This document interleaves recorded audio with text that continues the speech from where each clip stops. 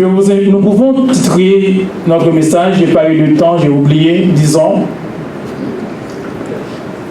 de donner le titre de mon message. Nous pouvons le titrer ensemble, Murmure et choix. Murmure et choix. Nous allons voir ça ensemble. Je vous invite à lire avec moi dans Exode, dans chapitre 15, verset 1 à 2.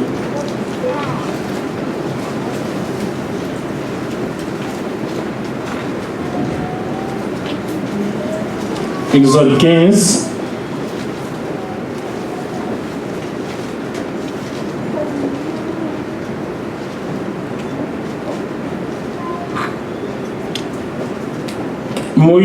Moïse et les enfants d'Israël chantèrent ce cantique à l'Éternel. Ils dirent: je chanterai à l'Éternel, car il a fait éclater sa gloire.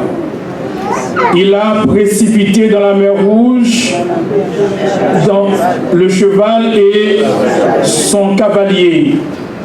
L'Éternel est ma force et le sujet de ma louange. Celui qui m'a, il est mon Dieu. Je le célébrerai, il est mon Dieu, je l'exalterai. Amen.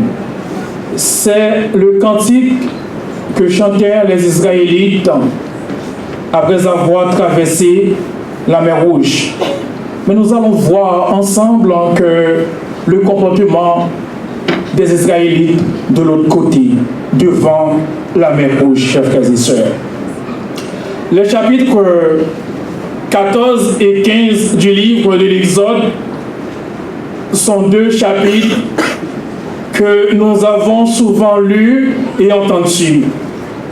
Nous apprenons entre autres que les Israélites se trouvaient dans une situation désespérée. Face à eux se trouvait la mer Rouge. À leur droite et à leur gauche, il y avait des montagnes. Et derrière eux, les poursuivait un pharaon en colère avec son armée. Aussi incroyable que cela puisse paraître, chers frères et sœurs, c'est le Seigneur qui les avait délibérément conduits dans cette situation précaire. Pourquoi? Parce qu'il voulait manifester sa gloire. Parce que l'Éternel voulait manifester sa gloire. Ce message revêt d'une grande importance pour nous. Cela veut dire que parfois Dieu permet que vous vous retrouviez dans des situations difficiles, dans des situations lamentables, pour la simple bonne raison pour faire éclater sa gloire. Amen. Donc à chaque fois que vous vous trouviez dans une situation difficile, dans une impasse, la première chose à faire, vous devez faire un check-up spirituel. Regardez ta vie pour voir si tout est correct avec l'Éternel. Si tout est correct avec l'Éternel, vous pouvez faire la planche entre les mains de l'Éternel, car c'est lui le capitaine de votre vie, chers frères et sœurs. Lorsque les Israélites virent qu'ils ne pouvaient ni reculer, ni avancer, ni tourner à droite, ni tourner à gauche, la panique s'emparera tout le peuple. Ils dirent à Moïse: n'y avait-il pas assez de tombeaux en Égypte sans qu'il soit besoin de nous ramener mourir au désert? Que nous as-tu fait en nous faisant sortir d'Égypte? Laisse-nous servir les Égyptiens, car nous aimons mieux servir les Égyptiens que de mourir dans le désert. Le peuple d'Israël demande de retourner en Égypte. Retourner en Égypte. Pour nous qui sommes chrétiens aujourd'hui, c'est retourner dans le monde. Car l'Égypte symbolise le monde de la perversion. C'est retourner, demander à Moïse de retourner dans le monde, c'est demander à Dieu, c'est demander à nous, à l'Église, de retourner dans le monde, dans l'immoralité, dans la convoitise, dans le péché, et pour retourner mener une vie désordonnée, chers frères et sœurs. Donc, c'était le comportement du peuple d'Israël. Alors, la situation semblait être sans issue. Dieu va accomplir un miracle pour délivrer les Israélites. C'est le Dieu, il est le Dieu, parfois, il est le Dieu de la dernière heure. C'est un Dieu, chers frères et sœurs, qui ne connaît ni hâte ni retard. Vous avez entendu nous baptiser. Notre Dieu que nous servons, c'est un Dieu, problème nous pas faire presser. Il n'est pas jamais en retard. Amen. Donc, le Dieu que nous servons, il est fidèle. Et quand il est venu, il est toujours bienvenu, chers frères et sœurs. Donc, il est important de comprendre ça et de vivre en conséquence avec ça, chers frères et sœurs. Il dit à Moïse, parle aux enfants d'Israël et qu'ils marchent. Nous devons marcher. Lorsque nous nous trouvons devant la mer Rouge, nous devons marcher non par la vue, mais par la foi, chers frères et sœurs. Et qu'il marche. Qu'as-tu entre tes mains? Un bâton, dit Moïse, une verge. Lève ta verge, étends ta main sur la mer, et fends-la en deux, et les enfants d'Israël entreront au milieu de la mer Rouge. Cette même question, Jésus l'a posée également dans l'évangile selon Saint Luc, chapitre 9, versets 12 à 14. Quand les disciples voulaient renvoyer la foule chez elle afin qu'elle trouve de quoi à manger, Jésus leur a dit: donnez-leur vous-même à manger. Ils répondirent: nous avons seulement 5 pains et 2 poissons. Cette question nous permet de comprendre, chers frères et sœurs, il est toujours bon d'avoir quelque chose en main. Il est toujours bon d'avoir quelque chose en main quand nous appelons l'Éternel. Je m'adresse aux jeunes. L'Éternel ne bénit pas avec les mains vides. L'Éternel ne nous bénit pas avec les mains vides. Il faut avoir quelque chose. Il faut toujours avoir, quand nous appelons l'Éternel, il faut toujours avoir quelque chose en main. Il faut avoir la foi pour recevoir la bénédiction de l'Éternel. Il faut avoir un métier. Quand nous appelons l'Éternel, Seigneur, je veux un travail, l'Éternel te dit: qu'as-tu en main, ma fille? Qu'as-tu en main, mon garçon? Voici mon métier. À ce moment-là, l'Éternel va vous bénir. Il faut toujours avoir quelque chose en main, chers frères et sœurs. On dit que la vie sourit au préparé. Et la vie est au rendez-vous, le succès est au rendez-vous avec celui ou celle qui est préparé. Sinon, c'est la miséricorde de l'Éternel. L'Éternel a deux aspects. C'est un Dieu miséricordieux, c'est un Dieu de bénédiction. Pour recevoir la bénédiction de l'Éternel, il faut avoir quelque chose en main. On ne peut pas venir adorer l'Éternel avec les mains vides. Vous allez voir ça avec les anciens qui sont ici savent ça. Mais vous allez apprendre ça avec le premier ancien. On n'adore pas l'Éternel avec les mains vides. Et physiquement, il faut avoir quelque chose.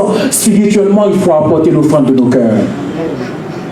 Il est important d'avoir quelque chose dans nos mains, entre nos mains, quand nous appelons l'Éternel, chers frères et sœurs. Et l'Éternel fit souffler un vent fort durant toute la nuit et mit la mer à sec, et les eaux se fendirent. Les Israélites entrèrent au milieu de la mer à sec. Les eaux formaient un mirail à leur droite et à leur gauche. Les Égyptiens les poursuivirent, et tous les chevaux du Pharaon, ses chars et ses cavaliers entrèrent avec eux au milieu de la mer Rouge. L'Éternel dit à Moïse, étends ta main sur la mer, et les eaux reviendront sur les Égyptiens, sur leurs chars et sur leurs cavaliers. La mer reprit sa place habituelle. L'Éternel précipita les Égyptiens au milieu de la mer Rouge. Ce jour-là, l'Éternel délivra Israël de la main des Égyptiens. Et l'Éternel vit, et l'Israël vit sur le rivage de la mer Rouge les Égyptiens qui étaient morts. Israël vit la main puissante de l'Éternel, que l'Éternel avait dirigé contre les Égyptiens. Le peuple craignit l'Éternel et il crut en l'Éternel et en Moïse, son serviteur. Lorsque Moïse et les Israélites virent l'œuvre miraculeuse que l'Éternel avait accomplie, ils commencèrent à chanter un cantique en l'honneur de l'Éternel. Je chanterai à l'Éternel, car il a fait éclater sa gloire. Il est ma force et le sujet de mes louanges. C'est lui qui m'a sauvé. C'était, chers frères et sœurs, le bon cantique de victoire à chanter. Mais les Israélites ne l'ont pas chanté sur le bon côté de la rive de la mer Rouge. C'était le bon cantique à chanter. L'Éternel est digne de louange, n'est-ce pas, frères et sœurs? Amen. Mais ce n'est pas avoir été délivré. Nous devons chanter dans les moments difficiles. Nous devons chanter. Nous devons garder la foi. Nous devons avoir une foi inébranlable dans les moments difficiles. Chanter ne veut pas dire chanter des cantiques, c'est vrai. Il y a un chant qui dit « m'a souffri en même temps m'a souri ». C'est difficile, on se demande comment cela peut se faire. Mais chanter un cantique à l'Éternel ne veut pas dire chanter un cantique d'un hymne de louange. On peut chanter à l'Éternel tout en avoir un comportement exemplaire. Avoir une attitude dans les moments difficiles.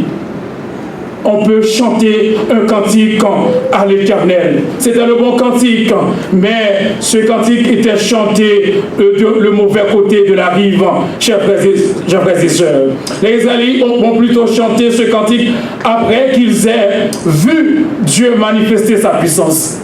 C'est-à-dire après qu'ils eurent délivré et non avant.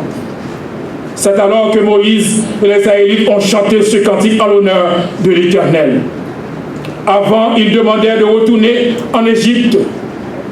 Ils demandaient de retourner dans le monde. Avant, ils voulaient faire la compromis, ils voulaient compromettre leur foi. Et après la délivrance, après avoir vu la manifestation de la puissance de l'Éternel, ils chantaient un cantique en l'honneur de l'Éternel.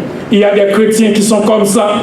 Il y a des chrétiens qui sont chrétiens, comme Job avait dit à sa femme. C'est pas la bagaille au bon seulement pour servir l'Éternel. Il y a des chrétiens qui sont des chrétiens opportunistes, qui sont chrétiens quand tout va bien. Mais nous sommes appelés à être chrétiens, des chrétiens fidèles dans les bons et dans les moments difficiles, chers frères et sœurs. Ils demandaient d'aller chercher le secours des hommes en Égypte, au lieu de chercher le secours de l'Éternel.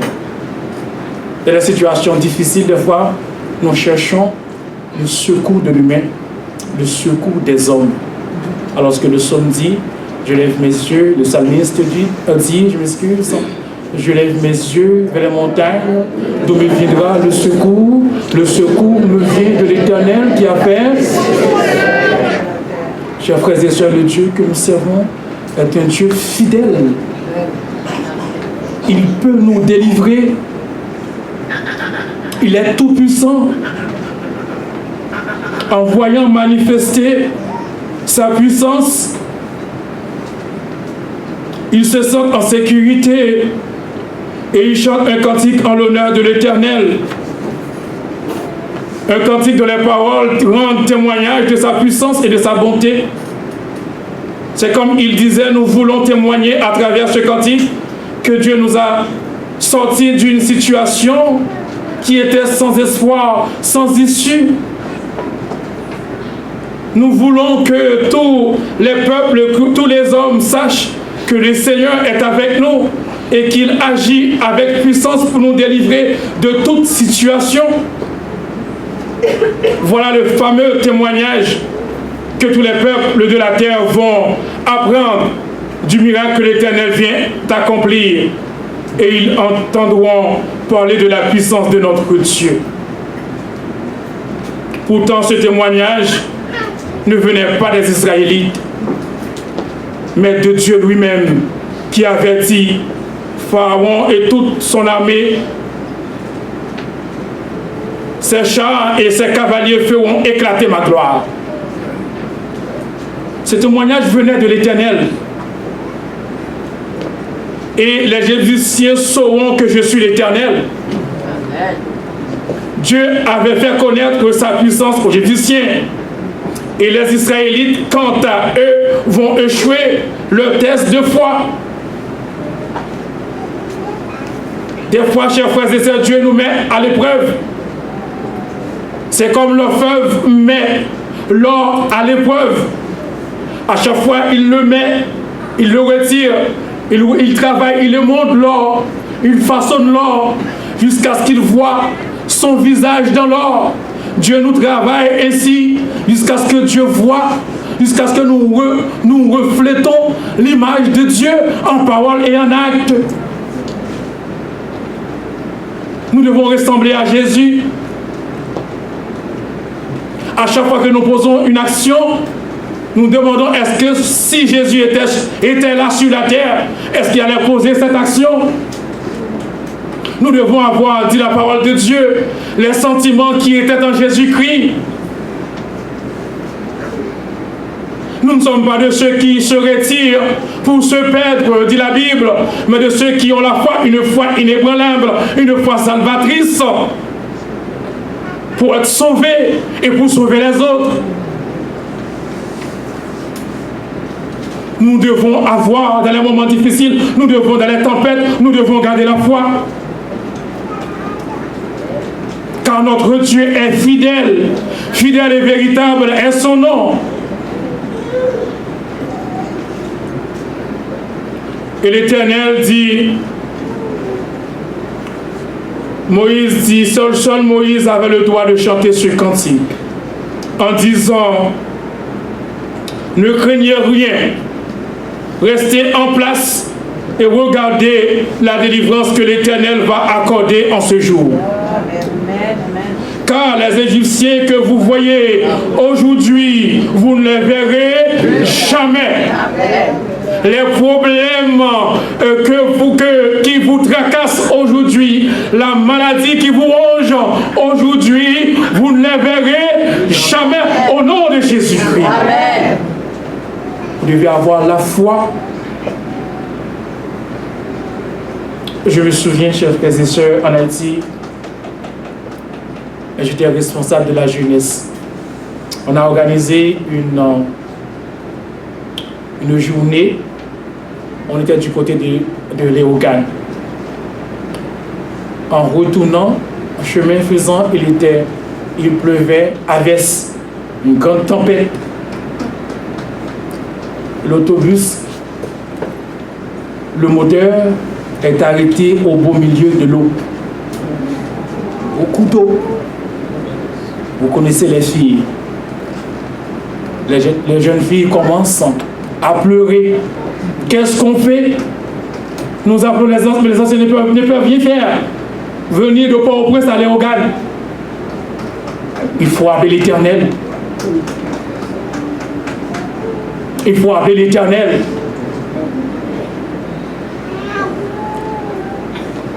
Pour sauver l'humanité, Dieu a demandé qui est prêt pour aller sauver mon peuple sur la terre.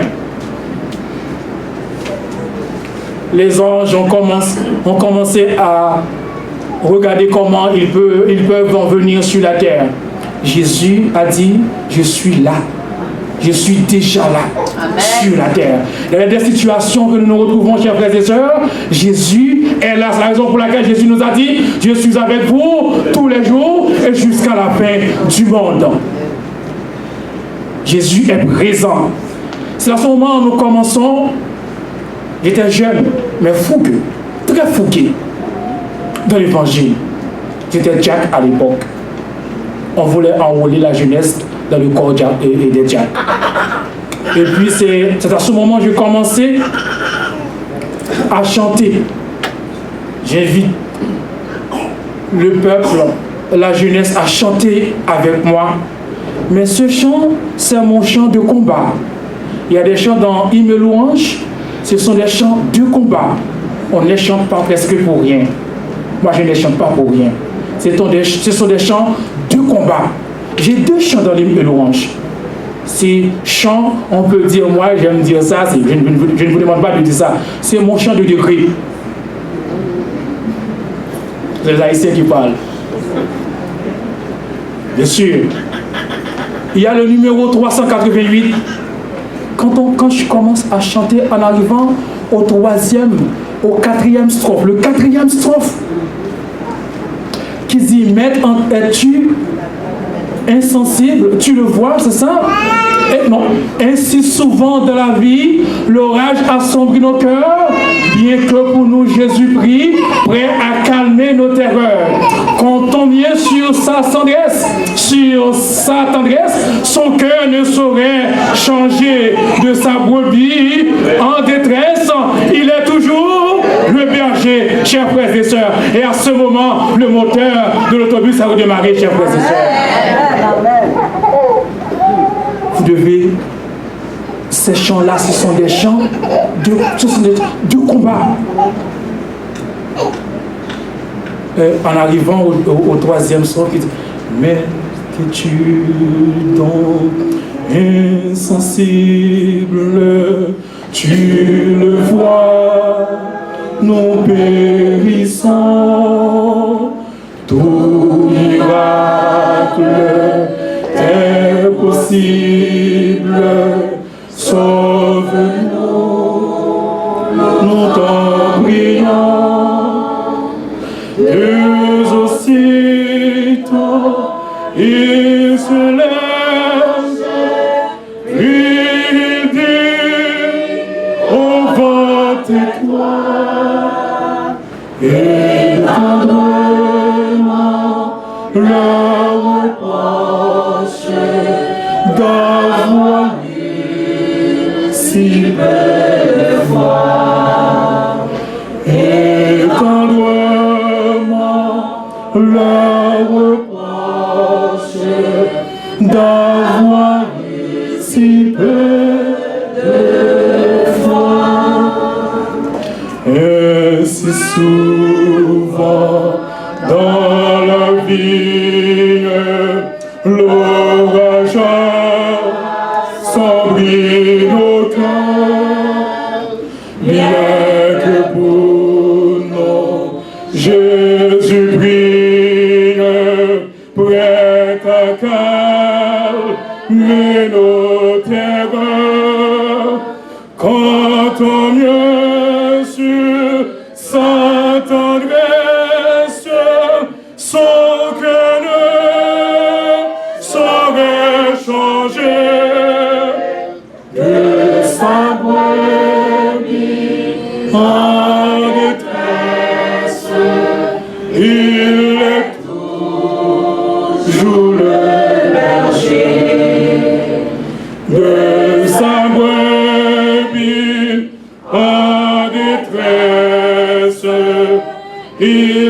est toujours le berger. Chers frères et sœurs, c'est un chant de combat. C'est un chant de combat. Et je me rappelle également, en sortant du travail, il était minuit en arrivant chez moi. Et ma plus grande fille, Myriali, elle est malade. J'étais fatigué. Et j'étais commencé à dormir. Il était 1h du matin et ma femme m'a dit, réveille-toi pour prier, Myriali est malade. Dans mon cœur, je me suis dit, mais toi tu peux prier aussi. Parce que j'étais fatigué. Tu peux prier aussi, j'étais fatigué. Je travaillais le soir. Et puis, commencer à prier. Je demande pardon à l'Éternel parce que ce n'est pas ma femme qui m'a demandé à prier. C'est l'Esprit Saint qui est passé par ma femme pour dire à ma femme, il faut prier car la partie est en danger. Votre fille que tu aimes tant est malade. L'autre chant, c'est un chant pour les anciens, les anciens adventistes. La jeunesse ne connaît pas ce chant, mon humble avis. C'est le numéro 628. Si je ne me trompe pas, c'est le numéro 628. La jeunesse ne connaît pas ce chant. Mais c'est un chant de combat. Je viens dire à mon humble avis, si je ne me trompe pas. C'est un chant de combat. Le troisième strophe. Que dit le troisième strophe, chers frères et sœurs? Je ne vois rien. C'est sur ma porte, ange de Dieu, suspend son bras, grâce au Père, grâce à ta voix je le porte. Mon cœur est pris par le sang du Sauveur. Affronte-toi quand Dieu verra le Seigneur.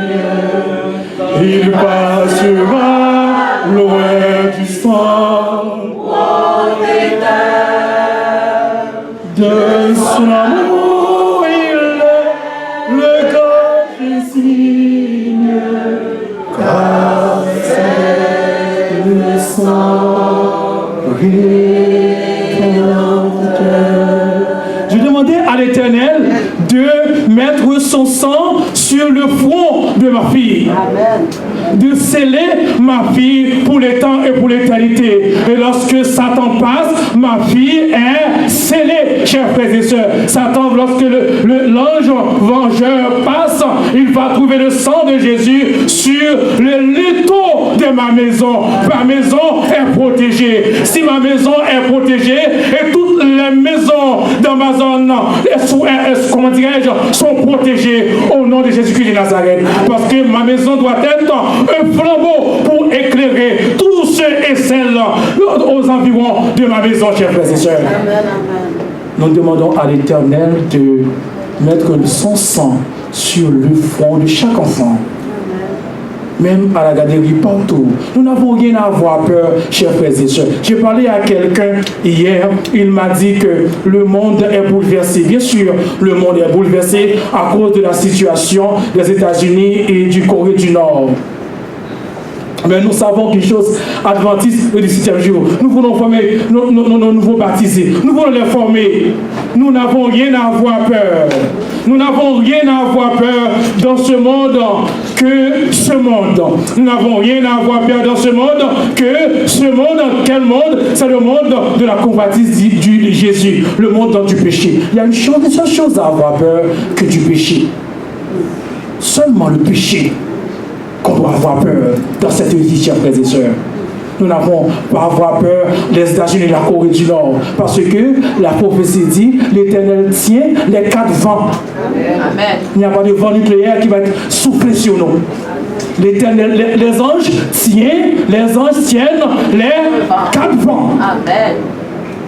Notre Dieu, le Dieu que nous servons, a le contrôle de toutes choses. Il domine sur toutes choses, chers frères et sœurs. La raison pour laquelle je vous invite ce matin à avoir une foi solide, une foi qui triomphe de la mondanité, une foi qui triomphe des puissances ténébreuses, une foi qui triomphe dans les moments, les situations adjectes, les situations difficiles. Nous devons garder la foi. Nous devons garder la foi, car notre Dieu est fidèle et véritable. Et son nom, chers frères et sœurs. Que je vous bénisse tous. Amen.